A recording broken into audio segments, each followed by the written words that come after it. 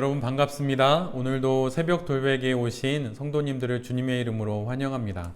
새롭게 시작하는 한 주 월요일 이 아침에 주님의 말씀을 붙잡고 또 우리에게 주신 이 하루를 또 이 한 주를 잘 살아가는 모든 성도님들과 또 제 자신이 되기를 간절히 빕니다. 오늘은 마태복음 8장 23절로 27절까지의 말씀을 함께 보도록 하겠습니다. 제가 매일 성경 순으로 봉독해 드립니다. 예수께서 배에 오르시니 제자들이 그를 따라갔다. 그런데 바다에 큰 풍랑이 일어나서 배가 물결에 막 뒤덮일 위험에 빠지게 되었다. 그런데 예수께서는 주무시고 계셨다. 제자들이 다가가서 예수를 깨우고서 말하였다. 주님, 살려 주십시오. 우리가 죽게 되었습니다. 예수께서 그들에게 왜들 무서워하느냐? 믿음이 적은 사람들아 하고 말씀하시고 나서 일어나 바람과 바다를 꾸짖으시니 바다가 아주 잔잔해졌다. 사람들은 놀라서 말하였다. 이분이 누구이기에 바람과 바다까지도 그에게 복종하는가. 아멘. 오늘은 마태복음 8장의 말씀을 갖고 소리쳐 부르라, 소리쳐 부르라 라고 하는 제목으로 함께 하나님 말씀을 나누도록 하겠습니다. 오늘 본문은 예수님의 놀라운 치유 능력을 넘어서서 모든 세상 만물을 다스리시는 그분의 창조주의 통치의 능력을 우리에게 보여줍니다.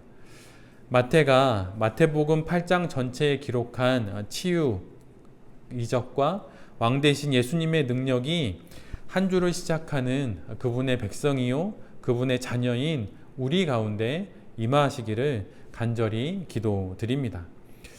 예수님은 오늘도 복음 전도의 길을 떠나십니다. 예수님은 오늘 배를 타시고 제자들과 함께 갈릴리 바다를 다시 건너십니다. 사실 우리 모두가 잘 알다시피 갈릴리는 호수이지요. 그런데 그 갈릴리 호수의 규모와 그 크기 또 그 안에서 일어나는 여러 가지 자연의 현상들이 바다와 흡사 비슷하기에 그것을 호수라 부르지 않고 바다라고 부르는 것입니다. 갈릴리 호수는 대략 총 길이가 20km 정도 되고 폭이 약 11km 정도 됩니다. 그리고 수심은 약 한 40m 정도 되지요. 그리고 그 지형 자체가 해수면으로부터 대략 200m 아래에 위치해 있습니다. 그리고 그 주변은 산으로 둘러싸여 있어서 때로는 그 자연 조건들 때문에 때로는 그 파도가 약 6m까지 아주 높은 파도가 일어나는 그런 지역이 바로 갈릴리 호수이지요. 그래서 가히 그 현상이 호수에서 일어나는 일이라 보기 어렵기 때문에 갈릴리 바다라고 부르는 것입니다. 여러분은 그런데 이런 이야기를 들으시면 갈릴리 호수의 그 위용과 그 마치 바다처럼 보이는 그 호수가 딱 느껴지십니까?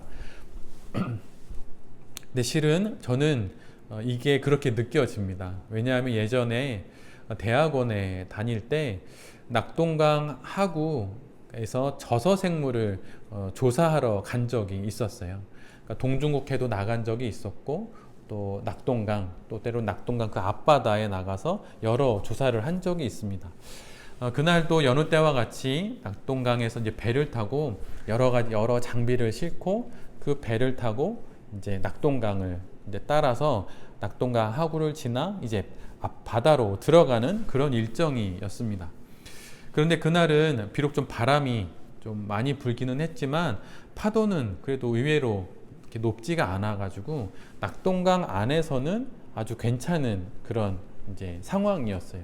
그런데 낙동강을 빠져나와서 바다에 들어서는 순간 파도가 그 낙동강 안에서와는 전혀 다르게 1, 2m씩 파도가 막 일어나기 시작합니다. 이건 정말 그런데 감당하기 어려운 수준이었어요. 대략 스타렉스 한 2대 반에서 3대 정도 되는 길이의 배였는데 그 배가 위로 아래로 파도를 따라 흔들리는데 거기서 조사하는 것은 고사하고 가만히 있기에도 참으로 어려운 정도였습니다. 그런데 오늘 성경이 기록하고 있는 풍랑은 그 이상인 듯 보여요.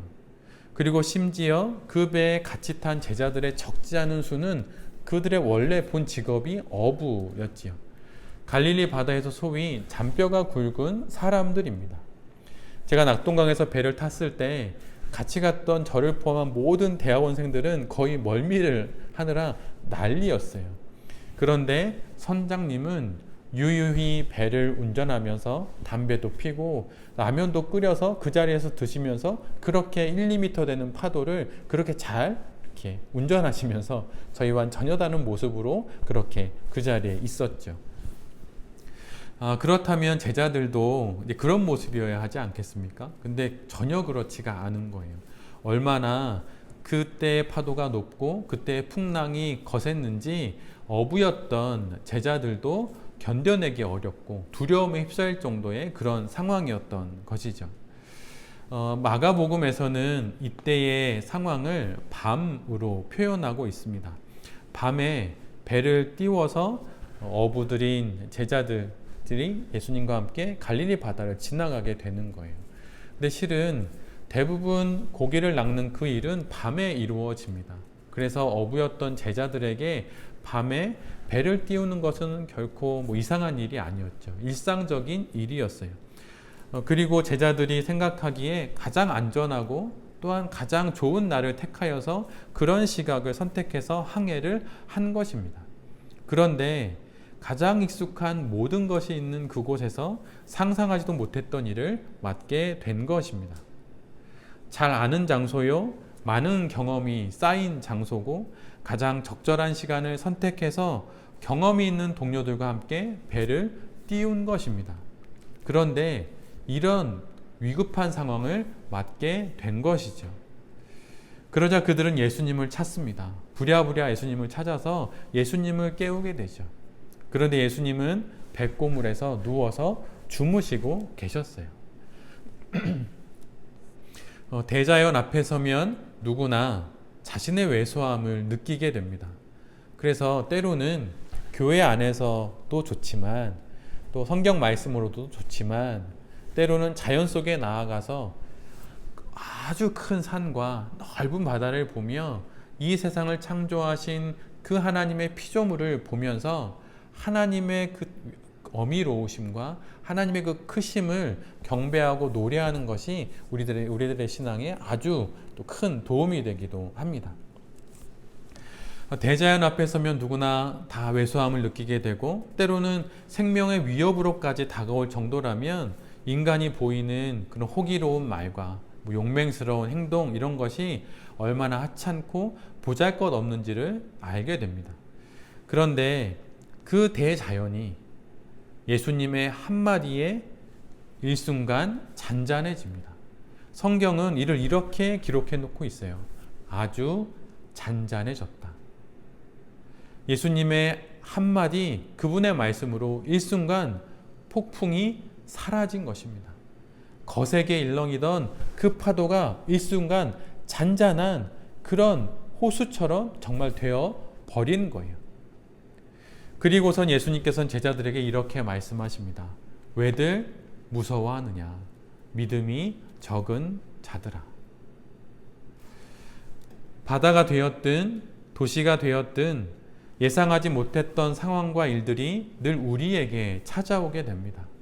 잘 알고 있는 곳이고 많은 노하우를 쌓았던 곳이고 또 많은 경험 속에서 오늘의 이 선택을 했는데 또 나의 선택에 함께하는 사람들이 있었음에도 불구하고 어려운 일을 만날 때가 우리 모두에게 있습니다. 그런데 바로 그때가 우리에게 믿음이 필요한 순간이에요. 그럴 때일수록 믿음을 갖고 당황하지 않고 용기를 내어서 하나님을 찾아야 하는 것입니다. 여러분은 믿음의 반대말이 무엇이라고 생각하십니까? 불신? 이런 거라고 생각하시나요? 근데 사실은 믿음의 또 다른 반대말은 두려움이에요.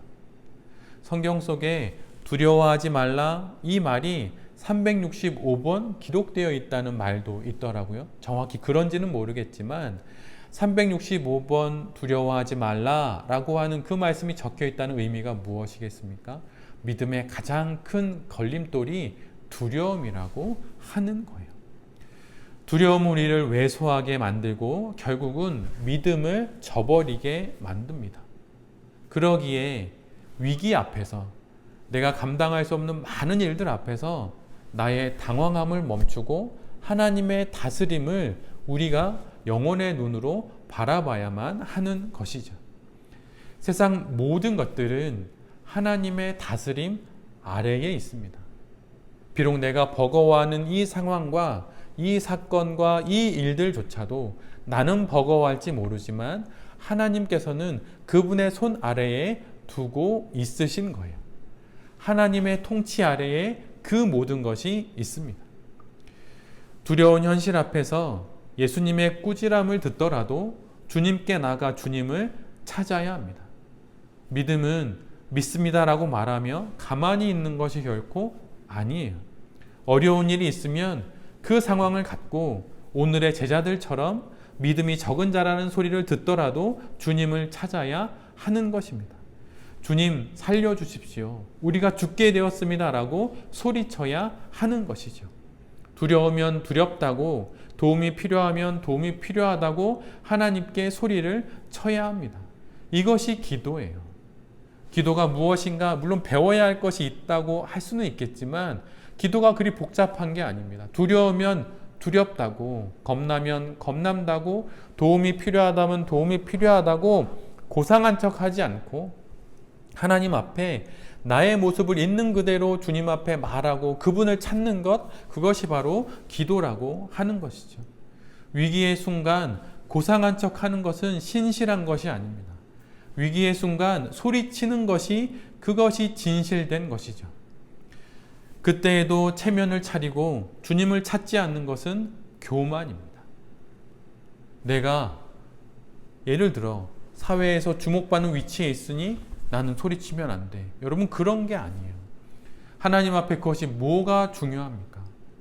하나님 앞에 어느 누가 소리치지 못할 그런 지위가 이 세상에 어디에 있나요? 무엇이 있습니까? 고상하면 여러분, 그건 오히려 하나님을 온전히 믿고 따르기에 걸림돌이 될 수도 있는 거예요. 왜냐하면 그 고상한 척 하는 것이 교만이 되기 때문입니다. 꾸지람을 듣고 혼이 나고 핀잔을 듣더라도 예수님을 찾는 것이 믿음입니다. 고상해서 무엇 하겠습니까? 고상한 믿음 갖고 무엇 하겠습니까? 하나님의 은혜를 받는 것이 그 고상한 것보다 훨씬 더 중요한 것이죠. 인생을 살아가는 데 있어서 재정의 문제로 돈의 파도가 너무 내게 크게 다가올 때 하나님, 제가 돈이 없어 죽게 되었습니다 라고 소리쳐야 하는 것입니다. 해결해 달라고, 이번 주에 이것이 해결 안 되면 내가 살아갈 수가 없다고 그렇게 소리쳐야 하는 것이에요. 질병의 파도가 넘쳐서 나의 몸과 나의 영혼을 덮친다고 한다면 하나님, 제가 병에 걸렸습니다. 저를 낫게 해주십시오 라고 하나님 앞에 소리쳐야 하는 것입니다. 불안과 근심이 파도처럼 나의 영혼을 덮칠 때면 하나님, 제가 불안합니다. 제게 평안을 주십시오 라고 소리쳐야 하는 것입니다. 예수님께서 여리고로 가까이 가셨을 때 한 일화가 있는데, 한 맹인이 길가에서 사람들이 웅성웅성 거리니까 이게 도대체 무슨 일인가 하고 사람들에게 묻게 됩니다. 그러자 예수님께서 지금 이곳을 지나고 계시다라고 하는 이야기를 듣게 돼요. 그러자 그 맹인이 그 앉아있는 자리에서 허공을 향해 이렇게 소리를 칩니다. 다윗의 자손 예수여, 나를 불쌍히 여기소서. 다윗의 자손 예수여, 나를 불쌍히 여기소서. 그러자 예수님보다 앞서가던 사람들이 그렇게 소란을 피우는 그 맹인을 꾸짖고 잠잠하라고 이야기를 해요. 그러나 그는 더욱 크게 소리를 질러서 주님을 찾는다고 성경에 기록되어 있어요. 그러자 예수님께서 그 앞에 서시게 되고 그의 눈을 뜨게 하십니다. 그러시고는 그에게 이렇게 말씀하시죠. 내 믿음이 너를 구원하였느니라. 물론 오늘의 본문은 그 맹인이 아니라 예수님을 오랫동안 따랐던 제자들을 그 대상으로 합니다. 그래서 예수님 곁에 그렇게 오래 있었음에도 불구하고 여전히 기대에 못 미치는 믿음을 가지고 있는 제자들을 향해서 왜 무서워하느냐, 믿음이 적은 자들아 라고 그렇게 예수님께서 꾸짖으시는 것이죠. 그런데 우리도 마찬가지예요. 우리가 예수님 곁에 오래도록 쫓아다녔지만 여전히 우리에게는 예수님을 향해서 소리쳐야 하는 그런 부족한 것이 우리에게 있는 것이죠. 믿음의 수준은 각각 다릅니다. 수준이라고 말하면 누가 높고 누가 낮다 이런 이야기가 아니라 믿음의 형편과 자리들이 다 다양하다는 거예요. 누구는 예수님을 바짝 붙잡는 제자들처럼 그렇게 쫓아다니다가 풍랑을 만나서 주무셨던 예수님을 일어나셨던 예수님이 풍랑을 잔잔히 하시면서 꾸지람을 듣는 그런 모습일 수도 있겠죠. 또 다른 누군가는 그 맹인처럼 거리에서 예수님을 크게 소리쳐 찾아야 하는 그러한 상황일 수도 있을 거예요. 누구는 좀 어리고 누구는 성숙하고 그러한 다양한 믿음의 모습일 수 있습니다. 그러나 각자의 믿음의 형편과 삶의 조건들 가운데 우리가 해야 할 공통된 것은 하나님을 향해서 소리쳐야 한다고 하는 거예요. 그 무엇보다 주님을 향해 외쳐 그분을 찾는 믿음이 우리 모두에게 있어야 하는 것입니다. 소리를 높여야 합니다.